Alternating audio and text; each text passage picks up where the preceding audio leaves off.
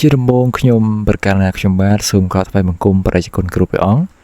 សូមជម្រាបសួរលោកគ្រូវិទ្យាស្ដីទៅកាន់បងប្អូនទាំងអស់គ្នាខ្ញុំបាទឈ្មោះព្រំរតនាជានិស្សិតនៃសាកលវិទ្យាល័យបៀប្រៃឆ្នាំទី3ជំនាញទី2នៃមហាវិទ្យាល័យវិទ្យាសាស្ត្រនិងបច្ចេកវិទ្យា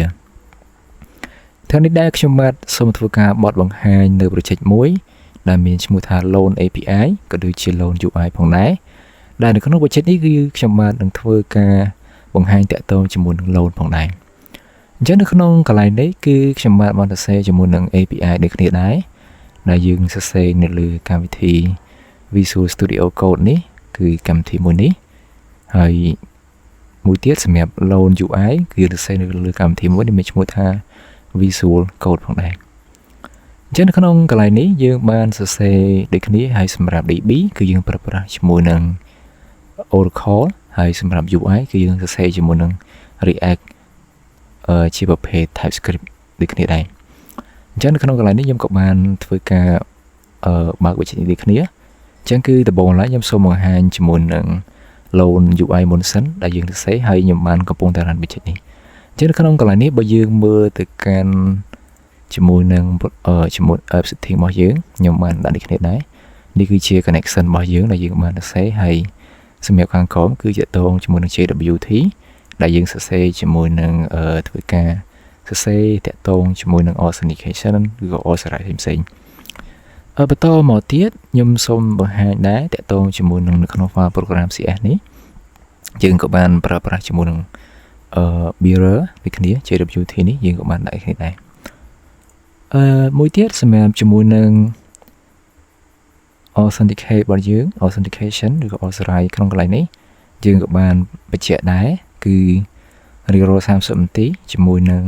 token របស់យើងគឺនឹងអត់មានន័យថាវា expire ដែលយើងបើកបានទេអញ្ចឹងនៅក្នុងកន្លែងនេះគឺយើងបានធ្វើការ login ឬដូចជា register ផ្សេងៗដែរអូខេបន្តមកទៀតគឺយើងផ្សេងកន្លែងនេះគឺដូចជាមានជាមួយនឹង migration ដែលជាកន្លែង table ដែលយើងបានបង្កើតហ្នឹងគឺយើងក៏បាន migration ដូចគ្នាដែរខ្ញុំសូមបង្ហាញជាមួយនឹង loan របស់យើងមុនទៅហើយសម្រាប់នៅក្នុងកន្លែងនេះយើងនឹងឃើញជាមួយនឹង API របស់យើងដែលសរសេរដែលយើងប្រើប្រាស់ជាមួយនឹង Swagger ដូចគ្នាហើយគឺយើងឃើញជាមួយនឹងមានកន្លែង option មួយ authorize ដូចគ្នាដែរអញ្ចឹងនៅក្នុងកន្លែងនេះគឺខ្ញុំបានដាក់ដែរតាក់ទងជាមួយនឹង authorize សម្រាប់ borrower នេះគឺនៅពេលបើសិនជាយើងអត់ទាន់ធ្វើការ login ទេយើងអាចធ្វើការ get ឬក៏ធ្វើការ post នៅក្នុងកន្លែងនេះបានទេមានន័យថាធ្វើការទាញយកតម្លៃឬក៏ insert ចូលបានទេអញ្ចឹងគឺយើងក៏បានដាក់ code ដូចគ្នាដែរសម្រាប់ code ក៏យើងបានសរសេរដែរនៅក្នុង controller ជាមួយនឹង borrower យើងដាក់ authorize អញ្ចឹងគឺនៅខាងលើអញ្ចឹងមានន័យថាសម្រាប់ controller file ជាមួយនឹងសំទោសគឺជាមួយនឹង borrower ទាំងអស់គឺយើងត្រូវការ sign in សិនបានបើកកើតអូខេខ្ញុំនឹងធ្វើការបង្ហាញដូចគ្នាអញ្ចឹងនៅក្នុងកន្លែងនេះយើងអាចចុចពាក្យ try out ទៅយើងនឹងឃើញហើយអញ្ចឹងយើងយកពាក្យ execute អូខេយើងនឹងឃើញពាក្យអីគឺនៅក្នុងកន្លែងនេះគេដាក់ថា unauthorized គឺ401ដូចគ្នាសម្រាប់ post វិញ insert ផ្សេងខ្ញុំអាចធ្វើការ try it out execute ដូចគ្នាអញ្ចឹងគឺ unauthorized ដូចគ្នាដែរប៉ុន្តែបើសិនជាសម្រាប់ជាមួយនឹងloan type ខ្ញុំក៏អាចធ្វើការ get បានដូចគ្នាអូខេខ្ញុំសាក get ដូចគ្នាអូខេគឺកំពុងតែយកតំណែងហើយអញ្ចឹងគឺយើងនឹងឃើញមាន data ទាំងអស់អញ្ចឹងគឺនៅក្នុងកន្លែងនេះគឺយើងបានដាក់ធ្វើការ authorize ដែរជាមួយនឹង borrower អញ្ចឹងសម្រាប់ការដែលយើងអាចចូលទៅបើកជាមួយនឹង borrower ជាមួយនឹងការ get data ក៏ដូចជាការ insert data បានតើតើយើងធ្វើការ login សិនមុនសិនអញ្ចឹងតើតើក្នុងកន្លែងនេះដើម្បីទទួលបានជាមួយនឹង token នេះគឺយើងត្រូវការ register សិន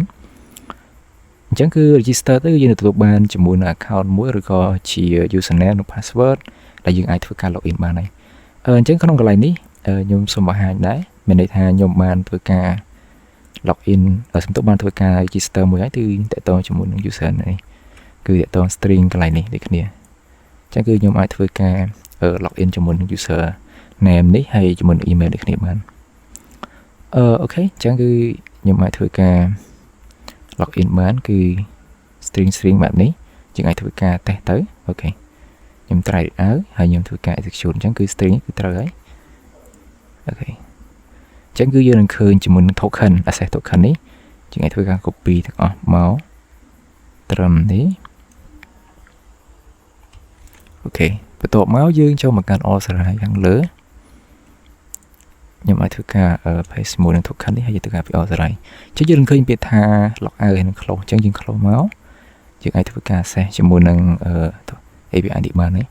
ខ្ញុំ try out ម្ដងទៀតខ្ញុំ execute អូខេអញ្ចឹងគឺយើងនឹងឃើញឈ្មោះ borrower ដែលយើងទទួលបានតម្លៃនេះហើយដោយសារតែយើងបានធ្វើការ login ទៅរួចរាល់គេខ្ញុំ cancel វិញខ្ញុំធ្វើការ insert data ម្ដងដាក់ឈ្មោះខ្ញុំចុះហើយសំទោសខ្ញុំ try it out សិនដាក់ឈ្មោះខ្ញុំចុះដាក់រតនា gender ខ្ញុំដាក់ថា male DOB ខ្ញុំដាក់09 12 2001 ឧទាហរណ៍ហើយ address ខ្ញុំដាក់KPC ហើយ phone សម្រាប់ phone គឺ096 82 37 0 054 ឧទាហរណ៍អូខេហើយតាក់ខ្ញុំដាក់តែ10ចុះឧទាហរណ៍អញ្ចឹងខ្ញុំនឹងធ្វើការ execute ដូចគ្នាអូខេអញ្ចឹងគឺយើងនឹងឃើញហើយនេះគឺតើន័យគឺបានចូលទៅហើយ success អញ្ចឹងខ្ញុំអាច get នោះទៀតគឺនឹងឃើញអ្នកតាហ្នឹងហើយ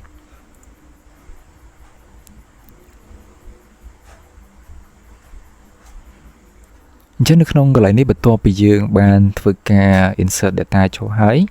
យើងក៏អាចធ្វើការ get data បានដែរអញ្ចឹងគឺយកពី try out នេះមកខ្ញុំសូមធ្វើការ execute យើងនឹងឃើញ data មិញអញ្ចឹងគឺមិញគឺខ្ញុំបានបញ្ចូលហើយ ID នេះគឺចាំមើលអូខេនេះគឺ ID មួយនេះគឺ61គឺឈ្មោះរបស់ខ្ញុំហើយជាមួយនឹងថ្ងៃឆ្នាំកំណើតអញ្ចឹងទៅអូខេអញ្ចឹងគឺចេញ message មួយដូចគ្នាដែរអញ្ចឹងគឺសម្រាប់ borrower គឺយើងធ្វើការ login ជាមុនសិនអូខេខ្ញុំសូមបន្តទៅទៀតជាមួយនឹងAPI ថ្មីដែរដូចជាតកតងកន្លែងនេះដូចគ្នាអូខេខ្ញុំសូមបង្ហាញទៀតសិនតកតងជាមួយនឹង loan plan ដូចគ្នាយើងអាចធ្វើការ insert អញ្ចឹងទៅអញ្ចឹងគឺខ្ញុំធ្វើការ get data មកសិនគឺ get all អញ្ចឹងទៅគឺឃើញនេះគឺ loan plan ដែលយើងមាន ID មាន man មាន interest មាន penalty អញ្ចឹងទៅអូខេបន្តមកទៀតជាមួយនឹង pause វិញ pause កន្លែងនេះគឺយើងធ្វើការ insert data ចូលខ្ញុំអាចធ្វើការ try out ខ្ញុំដូរទៅនេះចុះថ្ងៃហ្នឹងគឺថ្ងៃទីអូខេ ID ខ្ញុំអត់បញ្ចូលទេខ្ញុំឲ្យ auto ផ្សេងទៅថ្ងៃទី27អូខេខ្ញុំដាក់27ទាំងអស់ដើម្បីសួរចំណាំអញ្ចឹងគឺ27នេះក៏27ដែរអូខេខ្ញុំសូមធ្វើការ execute អូខេអញ្ចឹងគឺយើងនឹងឃើញហើយនេះគឺចូលហើយបើយើងទៅ select ម្ដងទៀតយើងក៏អាចឃើញដែរក្នុងកន្លែងនេះ try out execute មកនេះអូខេអញ្ចឹងគឺយើងនឹងឃើញហើយ27ទាំងពីរនេះយើងនឹងឃើញដោយសារតែខ្ញុំ execute ពីរដងមិញអញ្ចឹងគឺចូល2ហើយ ID នេះគឺវាបន្តគ្នាដែរអូខេអញ្ចឹងគឺសម្រាប់ loan plan គឺប៉ុណ្ណឹងខ្ញុំសូមបន្តទៅមុខទៀតគឺដល់ loan type loan type នេះគឺមានចំនួន5ដែរបើយើងក៏ទៅ get ខាងលើនេះគឺតកតង get list អញ្ចឹង get list បើយើងនិយាយឲ្យខ្លីនៅក្នុងកន្លែងនេះគឺ get all data ដែលយើងមានទាំងអស់អញ្ចឹងខ្ញុំសូមធ្វើការបង្ហាញដែរក្នុងកន្លែងនេះគឺយើងអាចធ្វើការ execute បានតែឲ្យគឺ execute អញ្ចឹងគឺនឹងឃើញ data ទាំងអស់ដែលយើងបានបញ្ចូលដូចគ្នាដែរអូខេខ្ញុំ cancel វិញខ្ញុំយកជាមួយនឹង get កន្លែងនេះគឺ get by ID មានន័យថា ID របស់យើងលេខប្រមាណដែលយើងចង់ឬក៏យើងអាចនិយាយខ្លីគឺស្ទីនឹង search by ID យ៉ាងដូចគ្នាមានន័យថាបើសិនជានៅក្នុង query គឺ select ហើយវា ID ស្មើប៉ុន្មានឧទាហរណ៍ខ្ញុំដាក់ ID ស្មើលេខ10ចឹងទៅឧទាហរណ៍អញ្ចឹងគឺខ្ញុំសុំមើលសិនថា ID លេខ10នោះមានអត់អូខេគឺអត់មានទេខ្ញុំអញ្ចឹងគឺឧទាហរណ៍លេខ70នេះចុះ70នៅក្នុងកន្លែងនេះខ្ញុំសុំដាក់លេខ70វិញទៅ70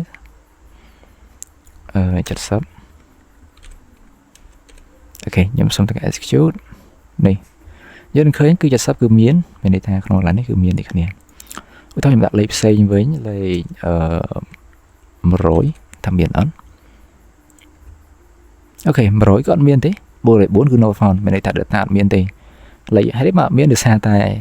តំណែងរបស់យើងគឺអត់មាន ID លេខ100ទេត្រឹមតែលេខ8ដូចជា81អូខេ81ទេអញ្ចឹងគឺ100អត់ទាន់មានទេបន្តមកទៀតខ្ញុំសូមកាត់ខ្លីៗដែរគឺដូចសារច្រើនទៀតដែរដូចជា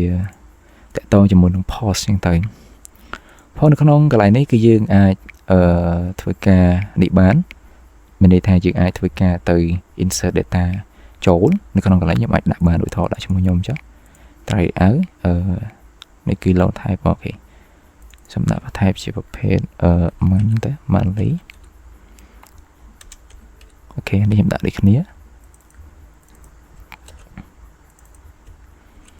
execute như nó khơi nhé cứ success chẳng cứ bạn lại điểm rồi mùi ok chẳng khơi nhé chẳng cứ ưu ho nhom chạm lại điên lệnh rồi mùi tục nhom thuộc ngày địt với nhé chẳng cứ nhom ai thuộc cả so với tới dừng cho một căn phốt đấy cứ từ địt chẳng cứ nó không còn lại đấy dừng ai chụp hiện tại áo dừng đạm màu ai đi cái lệnh mà được thao lệnh rồi mùi mình dừng thuộc ngày địt bên tới hợp đã tha mắn thả update cho update để ok nhầm execute máu cho giờ nó khơi này cứ success chẳng bao giờ select từ mưa lên chùm mùi nâng lại mình kẹt mà rồi mùi mà nhé chẳng cứ dương mưa ta lấy nó đồ ăn cái lệnh mà rồi mùi ok đi chẳng khơi nhé cứ update tăng pì chứ nó không có lại ní bao giờ mưa đỡ mình đây tha đặc biệt là dương purpose không lại ní cứ sẽ insert data chỗ hay port ní mình đây tha dương sẽ edit ok chắc cứ edit thời ca ID đi cái này và sân chỉ ọt ID thế cứ ọt khơi thế chuyện thời ca đại đi châu đi cái này đây và to màu tiết dương từ lọp ở trong cái cái chúng là trong khối cứ delete những cái đôi cái này chẳng mình đây tham và sân chỉ ọt miền ID thế cứ đi đặt bàn thế cho nhầm xong tôi cả delete ID rồi môi chanh vĩnh lục trao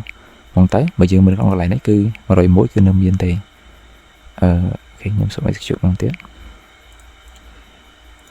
này ở dưới đừng khơi rồi mỗi cứ nằm miền chẳng cứ nhầm xong tất cả lục lấy rồi mỗi chào nhầm xong tất cả execute ok chẳng cứ tàu ấy hồi mũi đấy chẳng dừng ai ta lọt ở mưa hàng lưới má tao bị tự on ok nhầm xong execute bánh máu ok chẳng dừng ốp mưa mới bữa chẳng cứ rồi mỗi cứ bật này ọt khơi thế ok chẳng nhầm đây cứ tại to cho mùi năng lừa API nhầm xong với cả hai lừa UI vinh tầm mấy cái số cả 10 triệu ok chẳng cứ UI chứ từ xe không còn lại đấy cứ chỉ muốn TypeScript cứ dùng miền model miền pages miền page miền chỉ muốn service có đôi chuyện component cứ miền ta lấy áo mùi thế lấy ở đây dùng từ xe nữa ok nhầm xong từ cả làm bị chạy đi mong tới cứ cho một cái terminal new terminal hay dùng vài chỉ muốn npm start ok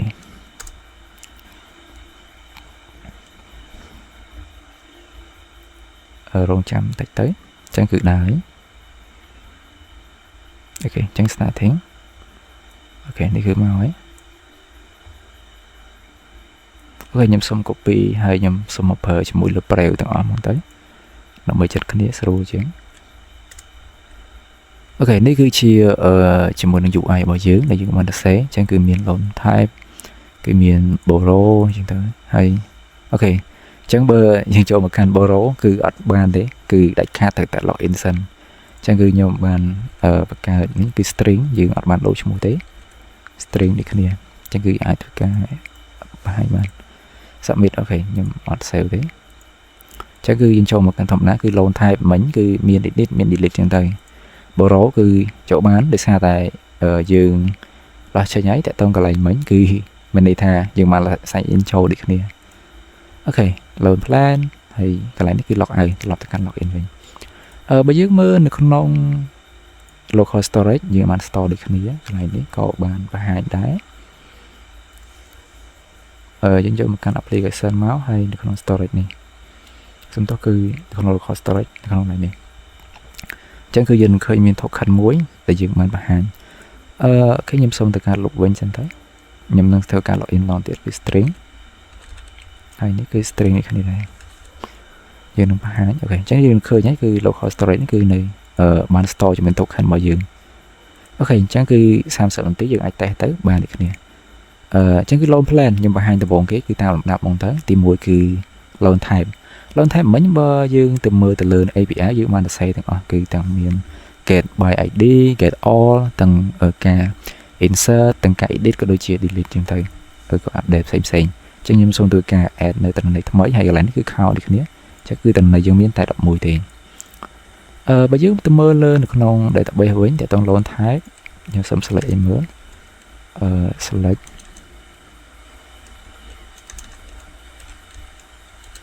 apply from TBL loan type អូខេចឹងគឺយើង select មើលទៅចឹងគឺយើងបើយើង order ខ្ញុំ order by sending អូខេចឹងបើយើងមើលនៅក្នុងកន្លែងនេះតំណែងរបស់យើងគឺមានតែប៉ុណ្្នឹងទេគឺ11 row ចឹងខ្ញុំសូមធ្វើការ edit សូមធ្វើការ add បន្ថែមមួយទៀតចឹងគឺយើងយកមកកាន់កន្លែងប៊ូតុង add new នេះមកហើយយកខ្ញុំ add ដាក់ថា new 12អូខេខ្ញុំ copy វិញទៅអូខេខ្ញុំសូមធ្វើការជាយើង load ពាក្យ data has been saved យើងទៅមើលឃើញអត់អូខេចឹងគឺនៅកន្លែងនេះ new ហើយសម្រាប់ pagination នេះគឺយើងមានន័យថា10 pro គឺយើងនឹងឲ្យបន្តមកកាន់ page ថ្មីឯងចឹងយើងអាចមើលជាមួយនឹង Diviver របស់យើងនៅ fresh មួយមកអូខេយើងនឹងឃើញនេះគឺ row ថ្មីហើយយើងសូមធ្វើការ edit វិញ edit វិញដាក់ឈ្មោះថា row to update អូខេហើយក្រុមនេះក៏ដាក់ update ដែរអូខេខ្ញុំសូមធ្វើការ edit មកនេះចឹងគឺ save ហើយចឹងគឺយើងឃើញហើយគ្នាបើយើងមើលទៅកាន់ Diviver ថាដូរអត់គេអារម្មណ៍ទៀតមកនេះគឺ load update ហើយចឹងបន្ទាប់ពីហើយកន្លែងហ្នឹងហើយខ្ញុំសូមធ្វើការ delete វិញតើបានអត់អូខេចុច delete មកនេះសួរអូខេចឹងគឺទៅបាត់ហើយយើងអាចត្រឡប់មកមើលកន្លែងនេះវិញអូខេចឹងគឺបាត់ហើយចឹងគឺខ្ញុំអាចធ្វើការលុបបាននេះគ្នាអូខេជាមួយនឹង loan type គឺប៉ុណ្្នឹងទេបន្ទាប់មកគឺខ្ញុំចូលមកកាន់borrower វិញ borrower គឺមានតែ2ទេក្នុងកន្លែងនេះគឺយើងអាច add មួយនឹងបានហើយមួយទៀតក្នុង pagination ក៏បាននេះគ្នាដែរអូខេអញ្ចឹងគឺការ get data របស់យើងជាមួយនឹង borrower ខ្ញុំសូម select កន្លែងនេះចុះអញ្ចឹងគឺមានទាំងអស់ចំនួន12ដែលយើងបានបញ្ចូលហើយនេះមិញគឺខ្ញុំបាន add ចូលមិញហ្នឹងខ្ញុំសូម order by sending វិញនេះគឺយើងបញ្ចូលមុនក្រោយគេមិញហ្នឹងអញ្ចឹងខ្ញុំសូមទៅការបញ្ចូលថ្មីមួយទៀតដាក់ថាឈ្មោះDavid ណារត់ចុះអូខេវានេះគឺ mail ស្ដីគឺ0912 1 number គឺ071 31 74704អូខេ address គឺ KBC ដែរទេហើយតាក់នេះគឺខ្ញុំយក10សំទោស27ថ្ងៃនេះហ្មងទៅអូខេអញ្ចឹងគឺចូលហើយនេះគឺ David ណារត់យើងអាចទៅមើលលើ database បានខ្ញុំ select អូខេអញ្ចឹងគឺចូលហើយនេះគឺ David ណារត់នេះអញ្ចឹងនៅក្នុង borrower page នេះគឺមានតែប៊ូតុង add ហ្នឹងទេហើយជាមួយនឹង pagination ហ្នឹងទៅប៉ុន្តែត្រូវថាបើសិនជាយើង log out គឺចូល page នៅកន្លែងណាបានទេតើយើងធ្វើការ login អុយហើយខ្ញុំធ្វើការ log out អញ្ចឹងខ្ញុំ /y/ មកវិញខ្ញុំថា back មកក្រោយអូខេចូល borrower អញ្ចឹងគឺអូខេដោយសារតែយើងជាប់មិញជាប់ token អញ្ចឹងខ្ញុំសូមធ្វើការលុប token វិញអញ្ចឹងគឺយើងអាចចូលមកកាន់ជាមួយ application មកហើយនេះ token នេះខ្ញុំធ្វើការលុបវិញអញ្ចឹងខ្ញុំសូមត្រឡប់ទៅមើលថាតើបើសិនជាយើងអូខេចឹងឃើញអញ្ចឹងគឺបើសិនជាយើងចូល log ត្រឹមនេះអត់អីទេចូលក្នុងកន្លែងនេះបានចូលមកកាន់ loan type នេះបានloan plan បាននេះគ្នាប៉ុន្តែបើចូល borrower វិញគឺ loan redirect ទៅកាន់ login នេះគ្នាអូខេអញ្ចឹងគឺខ្ញុំវាយទៅ string ហើយនេះក៏ string ដែរអូខេ submit ខ្ញុំសូមបង្ហាញបន្តទៀតជាមួយនឹង loan plan នេះក៏ដូចគ្នា loan plan ក៏បញ្ចូលបានដែរអញ្ចឹងខ្ញុំបញ្ចូលខែមិញគឺ27អញ្ចឹងខ្ញុំដាក់លេខ127ចុះមកច្រឡំ127ដូចគ្នាហើយនេះក៏127ដែរអូខេអញ្ចឹងគឺសូមទៅការ select សិនអញ្ចឹងគឺ table របស់យើងគឺ select កាយ from អូខេអញ្ចឹង TBL មួយគឺ TBL មានឈ្មោះថា loan plan ខ្ញុំសូមលុបចោលចុះអានេះអូខេអញ្ចឹងគឺ run យើងនឹងឃើញនេះគឺយើងនឹងឃើញមិញគឺ42អញ្ចឹងខ្ញុំសូមទៅការបញ្ចូលមួយទៀត ID ថ្មីអូខេអញ្ចឹងគឺបើយើងមើលក៏មកដែរមិញគឺ107នេះ ok nhầm xùm một cái này đi với chứ như đừng khơi cứ sai pi cho để khnia chẳng cứ phần nắng tầm bắt được so môi tiệt cứ thì bị all user không lại đấy còn biển này chẳng user cứ miền pi string từ tại thì chẳng nhầm nâng xong tôi ca bạc hạt user thấm mấy tam ở dạ ở trong bên cái này này cứ xoay cờ bao nhiêu cho ở thay ok nhầm xong bạc hạt tới chẳng là register nhầm xong tải nhầm đôi là chỉ một nhầm với cho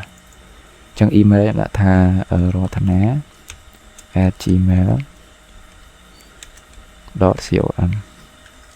hay phone này đã tha rotana t chứ hay username có trong một nhóm này rotana chứ hay password đã tha mỗi pi bởi buồn ok nhầm xong tất cả execute ok chẳng cứ data ok hỏi phần nắng chẳng nhầm lại thưa ca login mà đi kia ok nhầm cho ca log out với nhầm inspect tới nhầm xong tự độ token trả với data trong bài ta mấy đợt chẳng cứ username cứ rotana cho một bài nhầm tế password mỗi pi bởi buồn ok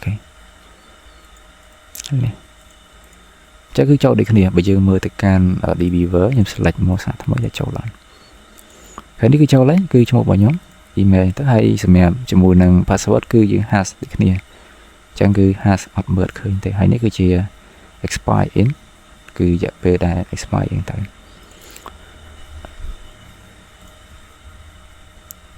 chẳng xem bật chạy tại tôi cho mùi năng loan đi phòng đá để mình loan chủ ai cái đồ chơi loan API đại bàn bậc hai này cứ chọc tầm một phần nắng hay cái số mà con đọc được để bàn chấm này về là mình làm lấy không cả tạm đá nơi cả phở bật bằng hai rồi bọc trong bàn phòng này